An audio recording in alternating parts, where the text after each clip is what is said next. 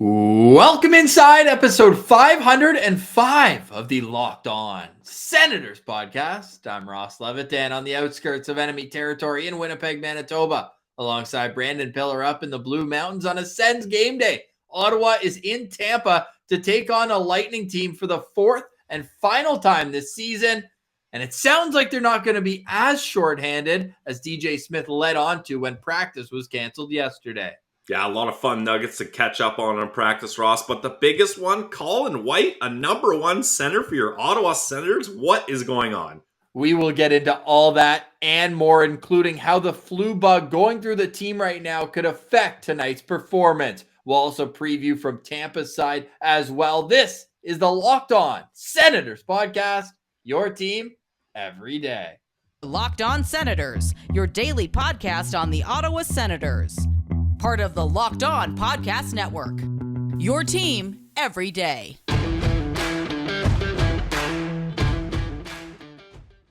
Thank you for making Locked On Senators your first listen on this Tuesday, March 1st. And Pilsy, it's going to be a flu game for the Sens tonight in Tampa. Yeah, no kidding. These Ottawa Senators just cannot catch a break, Ross. The stomach flu is going through this team like crazy. And hearing Thomas Chabot talk about losing 13 pounds in a 24-hour period is absolutely insane. And he wasn't the only guy affected by it. We heard could be up to 10 players that were affected by this. And sure, maybe they're not needing endless bathroom breaks, so they're able to be on the ice and play. But I wouldn't be surprised if a lot of these guys are playing at much less than 100% health.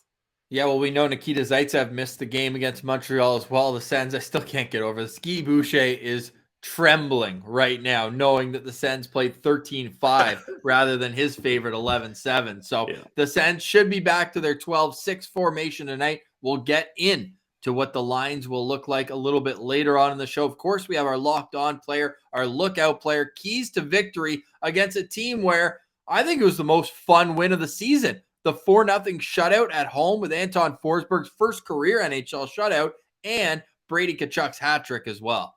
Yeah, I mean, that was a thrilling game for the Senators, especially when that was a time where the Sens were still struggling a little bit, just trying to pull out of that November, I don't even know what to call it, just absolute dry spell in November, only one win all month, and then they get to beat up on the Tampa Bay Lightning like that. However, this is not the same Ottawa Senators team, and it sure as hell is not the same Tampa Bay Lightning team, Ross. What? You mean we're not going to see Freddie Claesson across from us tonight? I guess not. I mean, the best we can hope for here, and Ross, we made the mistake of begging for the Tampa Bay Lightning to give us Vasilevskiy because we were so confident coming off an 8-2 win beatdown of the Florida Panthers. We will not be doing this time. I would be comfortable with seeing Brian Elliott in the pipes for Tampa. I think that would make things a little bit better. Except then we have to bring up the fact that former Ottawa Senators goalies always beat them, with the exception of Craig Anderson, who Ottawa solved against Buffalo. But asterisk, it's the Buffalo Sabres. We know that Ben Bishop's record against Ottawa is like 9-1. Robin Leonard is like 12-2. And then Brian Elliott was 8-0-1.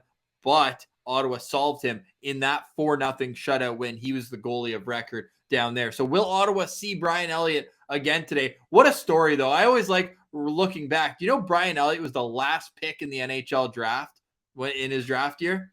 That's pretty impressive. And hey, I might be in the minority here, but I was always a Brian Elliott fan. I feel like he kind of got the Patrick Aleem situation where his numbers were solid. He just wasn't able to lift this team where they were trying to go. And that's why they went out and got a guy like Craig Anderson.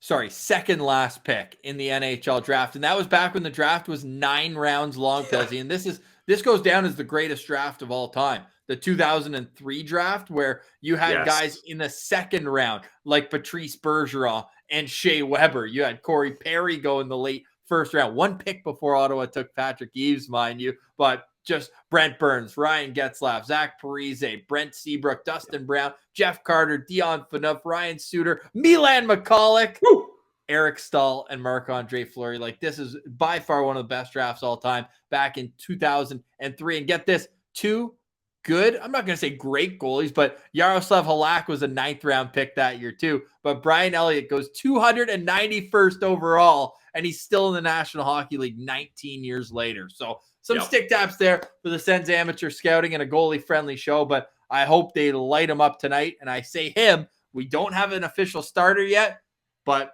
as a show, we are saying, please, sir, do not start Andrei Vasilevsky. Yeah, we learned from our previous experience. To be fair, before the last game, when Ottawa lost 2-1 in Tampa, Chabot scored that unbelievable highlight reel goal, his first goal of the year at the time on Vasilevsky, the only goal they scored.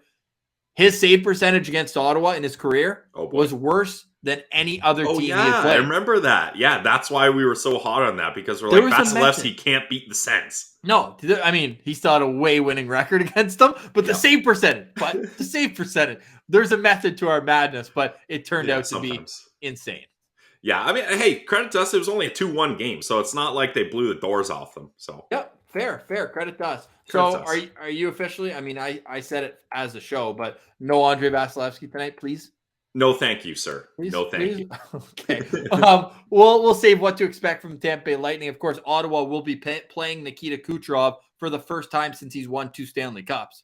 So there's that as well. We'll get that preview a little later on. We also are going to touch on the CTC announcing some changes in their restrictions, which goes hand in hand with what the province of Ontario is doing. We also just discussed for Locked On, we put out a quick video about who the biggest trade chips are. Now, we've talked about this ad nauseum, and we will continue to with the trade deadline just less than 3 weeks away. But we put out a poll asking you, the listener, who the biggest trade chip is on the Ottawa Senators. And we're getting some interesting replies. So I want to bounce that off of Pilsy as well. But first, a quick word from our friends at BetOnline. BetOnline is the number one sports book. BetOnline.net, I should say, is the number one sports book when you're looking for the latest odds, totals, player performance props, or if you even want to bet on where the next fired coach is going to land. BetOnline.net is the number one spot for all your sports betting needs. BetOnline remains the best spot for all your scores, podcasts, and news this season. Head to the website today or use your mobile device to learn more about the trends and action. It's BetOnline.net, where the game starts. All right, Pilsy. So the games are starting fast and furious after a pretty slow stretch there. Hey, Pills, they play Tuesday, they play Saturday, and then 2 more days off. But it sounds like the boys needed that and more with the flu bug running through the team right now. So we'll get in again to what we're expecting tonight's game at the end of the show. We like rolling in case you listen to the show right before the game. Boom, we got you covered going into a full preview. But Pilsy, let's touch on this trade deadline stuff because the Senators have a ton of pending UFAs. And by a ton, I mean they've got 6 of them, including goaltender Anton Forsberg. On defense, they've got Josh Brown and Dylan Hetherington of guys that are up right now. And at forward, Tyler Ennis, Zach Sanford, Chris Tierney, and Nick Paul. Now, Nick Paul is kind of the asterisk there. We've covered as well that we want and hope that they can come to terms on a long-term contract for him, maybe 3 years at 2.5. Rumor has it he turned down 3 years at $2 million per. But of these guys, who do you think is the biggest trade chip?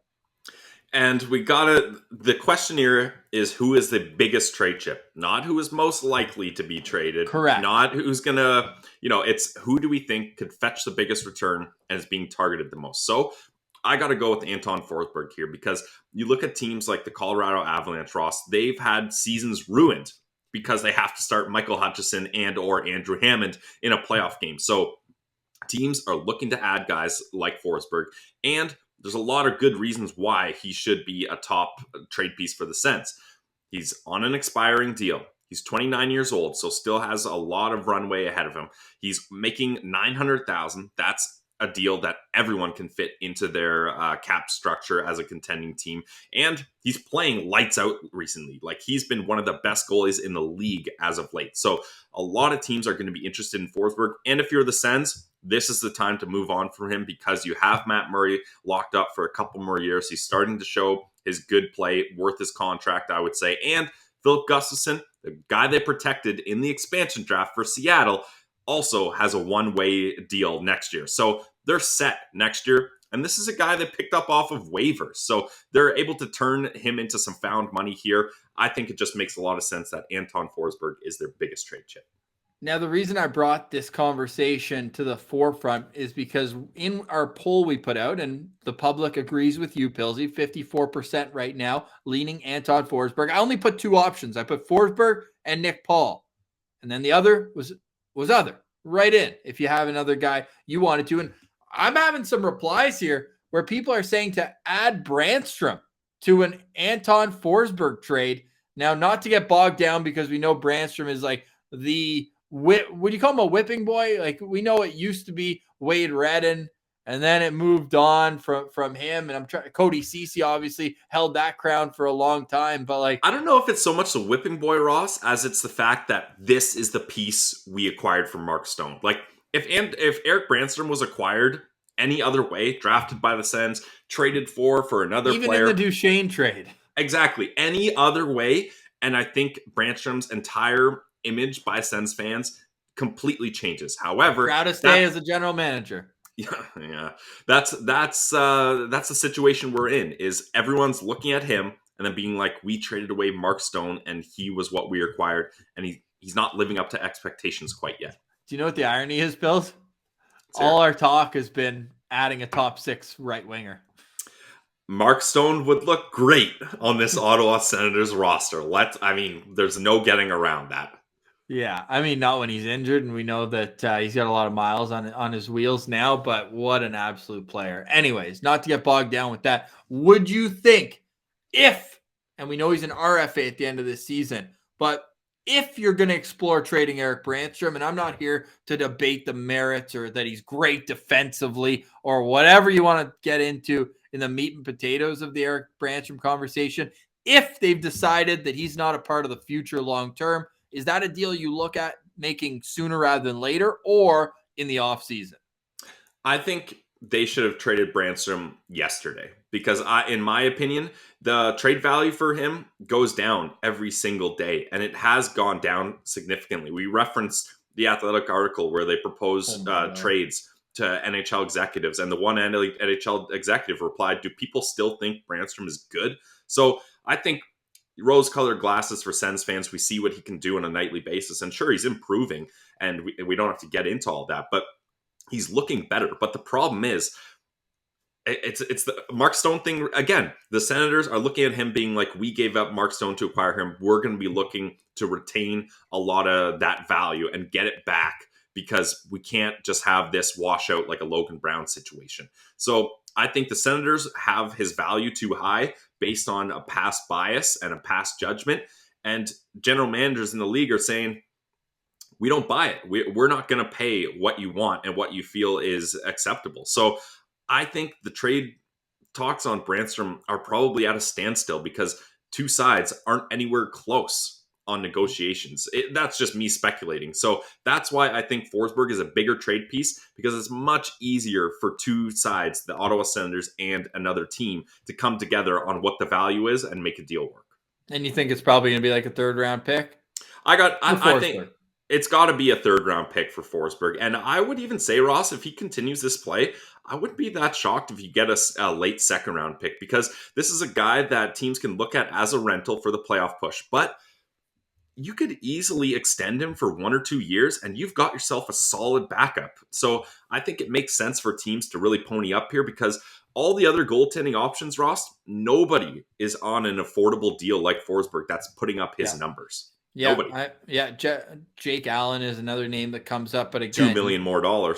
Exactly. Yeah, and other guys around the league. So that is a really good point here that you make with Anton Forsberg being a guy that can fit in under a salary structure of no matter what team in the NHL. Yeah. So I'm curious. I'm just excited. I feel like this is the longest that Pierre Dorion has gone without making a trade. Usually has an itchy trigger finger. So for better or worse, we're going to see what's next with the Ottawa Senators, with the Belleville Sens, with Michael Del Zotto, a guy who's just rotting on Belleville Island right now. Although rotting's probably the wrong way to put it. He probably feels that way on the inside, but we have to give a ton of credit to him. We have to give a ton of credit to him for coming in and putting up over a point per game down in Belleville. Does that mean anything in trade talks? No, but it's certainly helping Belleville get out of the doldrums that they were in earlier this season and start to put together win after win after win. So hopefully that can continue down in Belleville because we need to see a playoff run from them. I'm excited to go see them, get to broadcast their games when they come to Manitoba in 2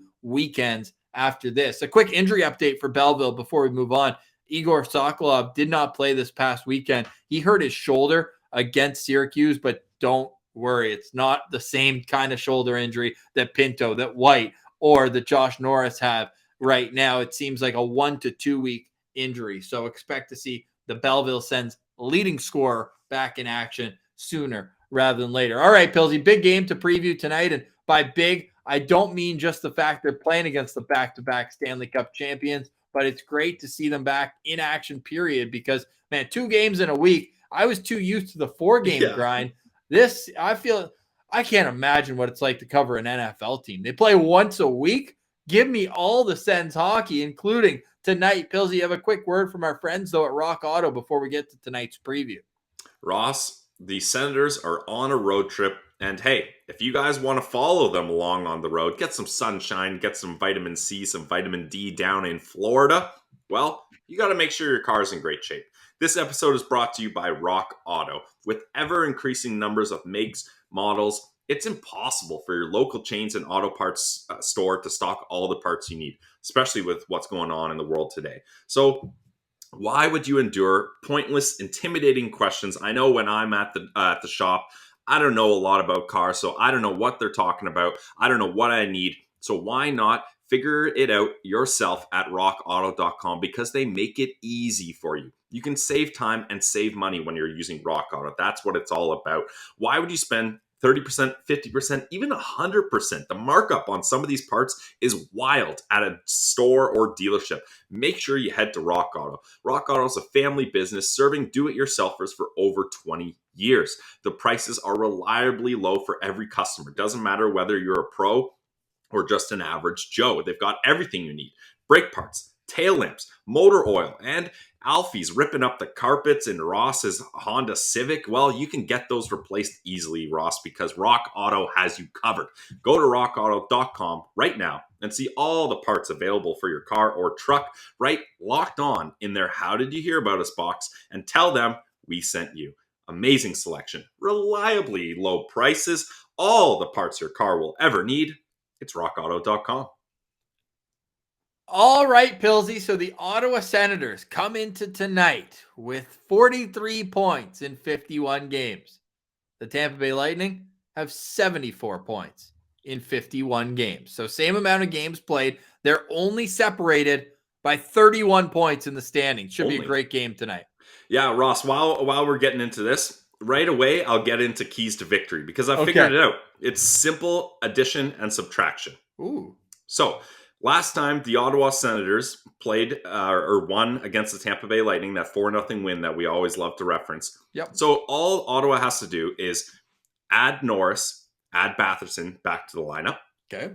And all Tampa has to do is subtract Nikita Kucherov, Braden Point, and do not start Andrei Vasilevskiy. So if the Sens make those additions and the Tampa Bay Lightning make those subtractions, we're looking at a great chance for an Ottawa Senators win here. So that's my keys to victory is swap out the injuries and no Vasilevskiy, please, sir. Okay, so that's unlikely. That's the only way they get it done. Like, I honestly don't know how they're going to get it done, especially with the stomach flu added on here. Like, if Paul Bissonnette is watching, Ross, this is the game to mortgage your parents' retirement fund on, because I would say this is a much better setup than the Oilers were up against the Sens. That's for sure. I'm checking in on betonline.net right now, but I have to assume this is going to be the widest spread as the Senators underdogs we could see all season. It's got to be. And to add on to that, Ross, yeah. I've never seen a line like this. The money line for the Senators right now is plus 326. I'm going to sprinkle. I was just going to say, with odds like that, you got to sprinkle a couple shekels on there, and I'm probably mushing right now, or if the Sens get up 1-0, then you live bet the crap out of Tampa Bay Lightning because those odds are wild. And if the Sens win this one, it's going to be a squeaker with a greasy goal in overtime or something like that. Wow. 326. So what's Tampa's money line? What's the minus there? Minus 375, which if you're new or don't care about gambling at all, it means to win $100, you would have to risk 375 on Tampa. And if you put in $100 and Ottawa wins, you get $326 on top of your 100 that you put in. So that is by far, I mean, unofficially, by far, it's at least by far. I don't think we've seen a plus 300 all season. Yeah, I don't think so. A couple high 200s, but not plus 300. Oh my goodness. 326. Tampa Bay 17-4-4 at home. They come in winners of 4 games in a row. They're just a complete wagon. Like, I don't know what more to say about this Tampa Bay Lightning other than the fact that they've won back-to-back championships and they're poised to make a run for a third. From top to bottom, Ross, this team is excellent. And we're talking about a team that's won back-to-back championships and just lost their entire third line. Yeah. Yanni Gourde, Goudreau, and I'm forgetting the other guy there. Sorry, Blake Coleman? Coleman, that's the guy. So they lost their entire third line, just wiped. And I don't think they received any assets in return, right? All those guys, expansion, and then just left in free agency. So they've had to pick up the pieces, and man, have they figured it out. Like, Corey Perry has 14 goals. Like, it's insane what this team is able to do. They can bring up guys, even with a depleted prospect pipeline. The guys they do bring up are excelling. Like looking at Eric Chernak, look at a guy like Ross Colton, like Matthew Joseph. Like, these guys are able to come in and replace lost teammates, and they're doing well. Yeah, they certainly are. This team is just a wagon top to bottom. It's insane, though, because they're not even first place right now in their own division or in the Atlantic Division. Ottawa's as well, because the Florida Panthers state even are sitting 1 point ahead, and Ottawa will get that fun trip on their next game. But at least there's good memories. That was the safety first night with Nick Holden and all that in Florida, the 8-2 victory. Spencer Knight, I still can just picture him just laying in the crease after that 6th goal. Ottawa exploded. I think it was 5 goals in the third period. Unbelievable effort. But I have a fun question here for you before we get into our locked on players and lookout players. Who would you rather see play Toronto in the first round, if it's going to be Florida or Tampa Bay? Can I go off the board? Yeah, but I think it's going to be one of those two. Yeah, I think so too, but the Bruins would be the best, because then it's another first-round exit for the Toronto Maple Leafs. You don't think it's a first-round exit if they play Tampa? Well, if it's the Bruins, then it's a guarantee. Like, True. Put your life savings on it and walk away. But no more Tuukka Rask, and Rask was a big part of those beatdowns of the Leafs. Fun fact, they drafted him. Oops. Yeah, for sure. Big time whoopsie. It's just the curse there. But to get back to your original question, I would rather see the Leafs play the Lightning, because I think the Florida Panthers are a team that it's like new money for them, right? Like, they don't know how to handle all this success and all this firepower. And I think they could end up playing a run and gun series up against the Leafs, and the Leafs could beat them in a run and gun style. Whereas Tampa, that's old money. They know how to handle this excellence. They've got the championships. They've got the trophy shelf. They're destined. They've got all the, they've got the accountants, the advisors, the legal team. They've got it all. You're not going to surprise them in the playoffs. So Tampa would destroy them. Who are you looking out on those Tampa Bay Lightning tonight? I'm looking out for, and this is a guy that I mentioned was not there the first time, and it's Brayden Point. My lookout player didn't play last game either. Go on Brayden Point. Look at us. So Brayden Point has been on fire recently. I'm looking at his last 6 games, Ross. Points in all 6 of them, of course. 6 games, 7 points. So, like, that's just the thing. When you've got guys like a Hedman, a Stamkos, a Kucherov, a Brayden Point, and a Vasilevsky all together on one team, it doesn't really matter who else is on that roster, because those guys are just so damn dominant. So we're looking at Brayden Point going up against Colin White here. Let's just put that into perspective. Let that sink in. Yes, and as we're looking at the Tampa Bay Lightning tonight here, if you're watching on YouTube, and we appreciate everyone for subscribing to the YouTube channel. It goes a long way for us. And while you're here, please hit that thumbs up button and leave a comment too. Those go a long way as well. I'm pulling up the Tampa Bay Lightning's roster right now. So you've got Braden Point as your lookout player. He's a top line center between Andre Palat and Nikita Kucherov. Second line, Anthony Cirelli between Alex Killorn and Steven Stamkos. The third line, Pierre-Edouard Bellemare in between Pat Maroon and Corey Perry. And the fourth line is Ross Colton between Radish and Joseph. On defense, Hedman, Ruta, McDonough, Chernak, Sergachev, Foote. In goal, please, sir, not Vasilevsky. Please, sir, give us Brian Elliott. And they come in winners of 7 of their last 10 games as well. So they come in on a 4-game road trip, or 4-game win streak, I should say. But yeah, Braden Point certainly contributing in all facets of the game. And that's a big reason why my lookout player is having the success that he is, and it's Nikita Kucherov. I mean, are you kidding me with this guy? He's coming in with 3 straight games where he has a goal and assist in each. But this is even more impressive. In 10 of his 16 games this year, Pilsy, he not only has a point, he has multi-points in 10 of 16 games this year, including a 4-point performance and a 3-goal performance as well. So this guy is just a complete robot. Like, how many guys could miss an entire regular season and say what you want about the cap circumvention of how he went through his 2021 season? But how many guys could do that and then come in for the playoffs and win the Conn Smythe Trophy with 32 points in 23 games? This guy is just truly incredible player. Yeah, I mean, Mark Stone has a chance to try to do that, but he has played this season, so a little bit different. But yeah, Nikita Kucherov, he's just an animal. Like, there's nothing more he can say. He's so clutch. He's one of the most dangerous players in the league. Yeah.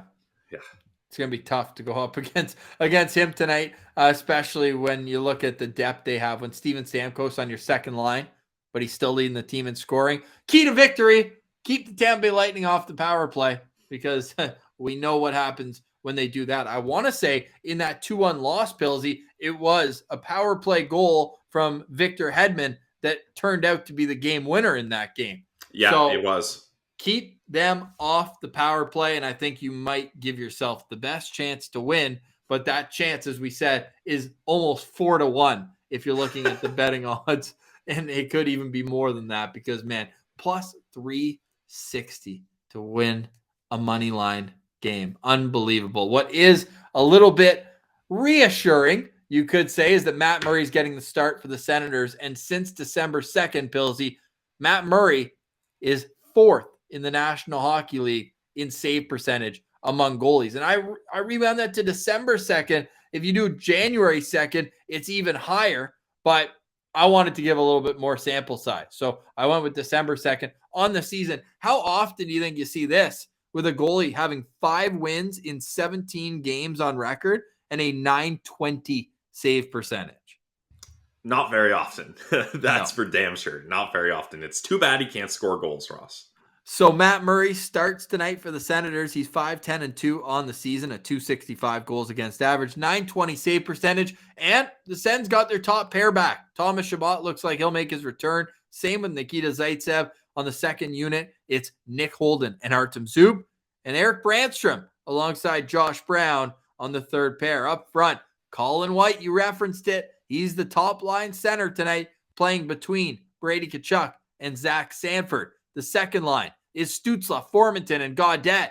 They've had some chemistry in recent games. Nick Paul will be between Tyler Ennis and Connor Brown. And the fourth line will be Gambrell between Kelly and Watson. And Pilsy, that leaves Chris Tierney as the odd man out. And he was at practice and sprinted off the ice. And with the stomach flu going around, I got to imagine he'll be listed out because of the flu tonight.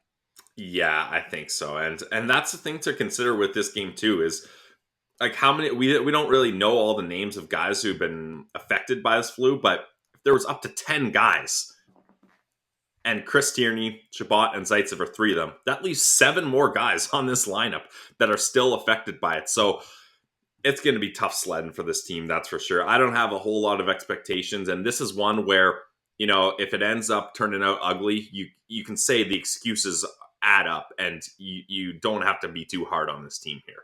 But we also have seen like these are the types of games that the Senators just randomly find a way to win. That's true. Yeah, that's what I'm saying. If that's what I said, if they're gonna win, it's gonna be a greasy goal in overtime somehow, and it's gonna be hilarious. Are you putting $10 on the Sens money line tonight? Yeah, I'll sprinkle some on there, but I'm afraid if I do that, 10. I'm mushing them. Like No.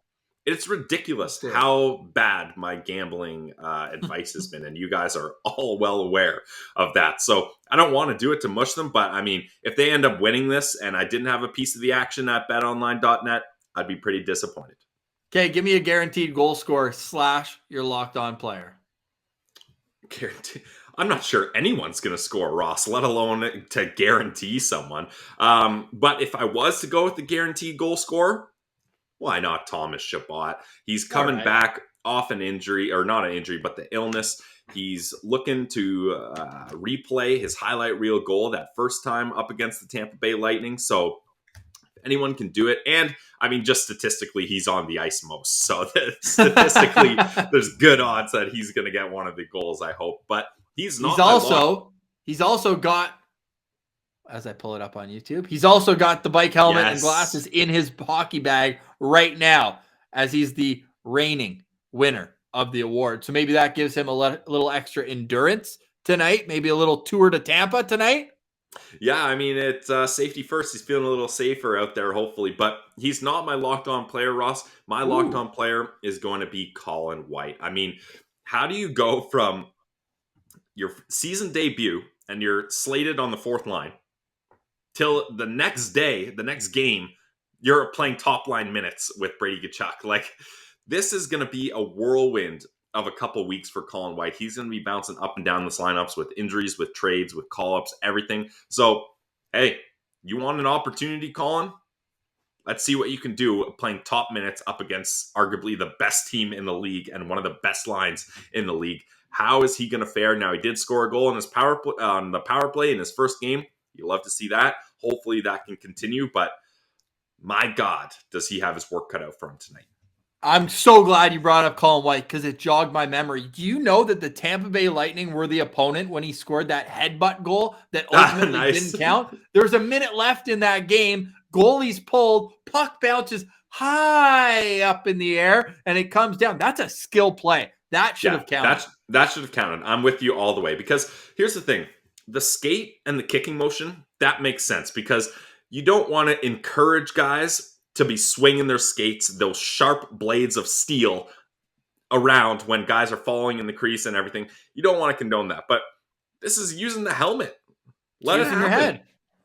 Nah, that's using your head. Yeah. Shout out Jay Onright, who you interned for way back when. So maybe a little avenge for Colin White. Maybe he'll score with his stick tonight. Imagine he comes back and scores in 2 straight. Like, I think we might be living in fantasy land here with what we know they're up against tonight. But hey, I like the sound of not only moving him up, but I like swapping Gaudette down to that second line because they got to get Formanton going again. Like he was on such a heater there, and he's still getting some chances. He put on the speed burners a couple times against Minnesota, but I want to see him contribute tonight. And I think the best way for him to do that, and maybe we see Connor Brown a couple times, but I think that they're going to be in a more defensive situation. Paul and Connor Brown. Now, will Tyler Ennis play all those minutes? I think we're going to see a lot of shuffling tonight. And it might be a game where DJ's tapping the boys on the shoulder on the bench and saying, like, you feeling all right? Like, hey, can you go? Can you go? Like,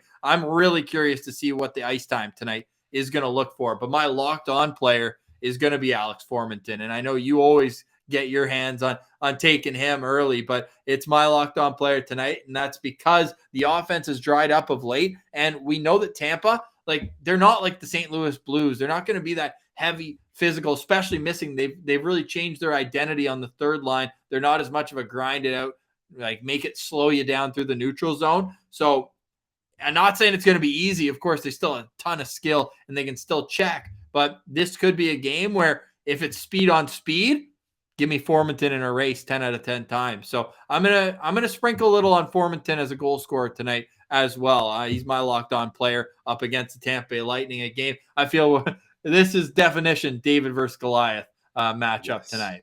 Yeah, absolutely. And I mean, David, as far as the Bible story goes, I didn't think he had the stomach flu at that moment either. So even I mean, I could be wrong. It's been a while since I looked at the tail, but even more of a challenge ahead of this team. So if it's not a win that we're worried about tonight, what is something you're going to watch for? And if the Senators can complete it, it's considered a successful outing.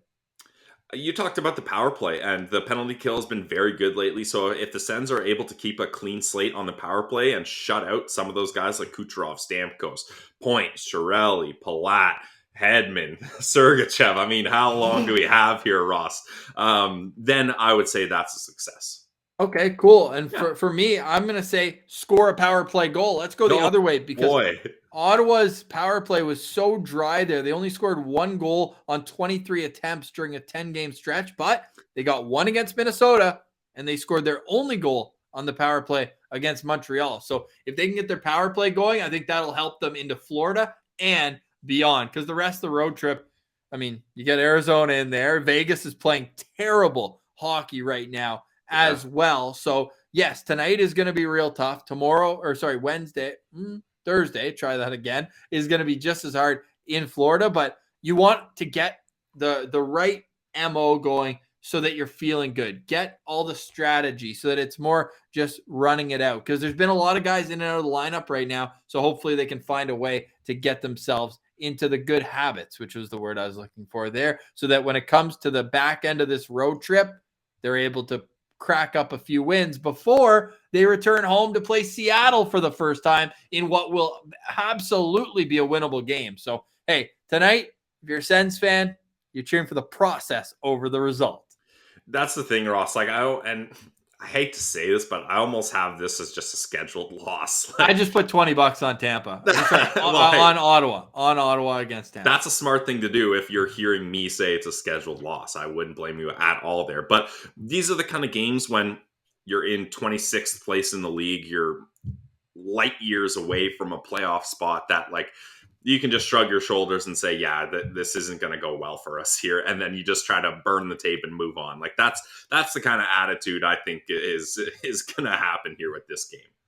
$20 wins you 75 plus your 20 back. So why not, man? It's just all for fun. And we'll talk in the postcast. You guys can laugh at me. Tell me I'm an idiot. Yeah, maybe I'll burn a $20 bill on the postcast. I don't know if that's a good idea to record doing that live. Yeah, probably not, eh? All right. We'll scrap that idea. I got a little carried away. It's the Lightning and the Senators. Maybe I'll strike one on Lightning. Hey, that's one thing about playing in Tampa I hate. Their goal horn, they've got like an actual coil of like an electric current. Yeah. It's not as bad as the cannon, but I don't love it. Yeah, you don't want to see that for sure. You don't want a storm brewing there. Okay, final prediction for tonight's game, Pills. I mean, I was gonna say 4-1 Tampa, but Matt Murray's so solid now. You know what? I'll go 3-1.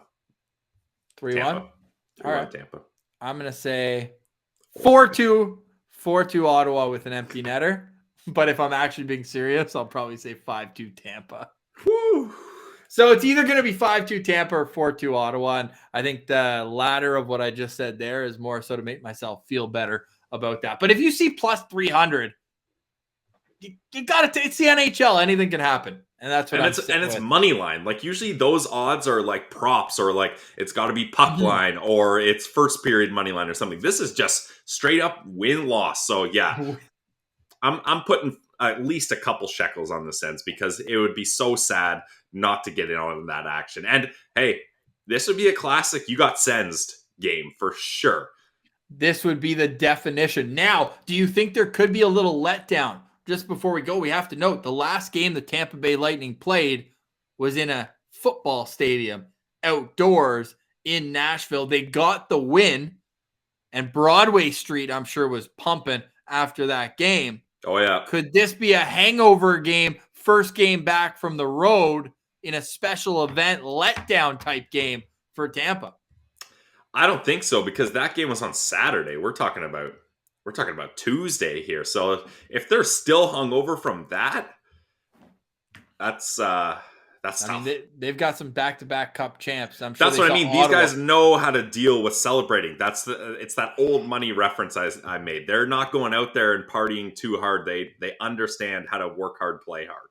All right. Well, we're going to be working hard throughout the game, and we'll join in the Playing hard, too. Postcast afterwards. So make sure you subscribe on our YouTube channel and come, because if it's a Sensing tonight, you won't want to miss it. We are going to gloat and Yes. gloat and gloat. But for now, we say goodbye. Have a great day, everyone. Thank you so much for listening. Leave a comment as well who you think the Sens' biggest trade chip is and what you'd like in return for Sens pending UFAs. For today, we say goodbye, though. Again, we'll see you in the Postcast. For Brandon Pillar, I'm Ross Levitan. This has been the Locked On Senators podcast, your team every day.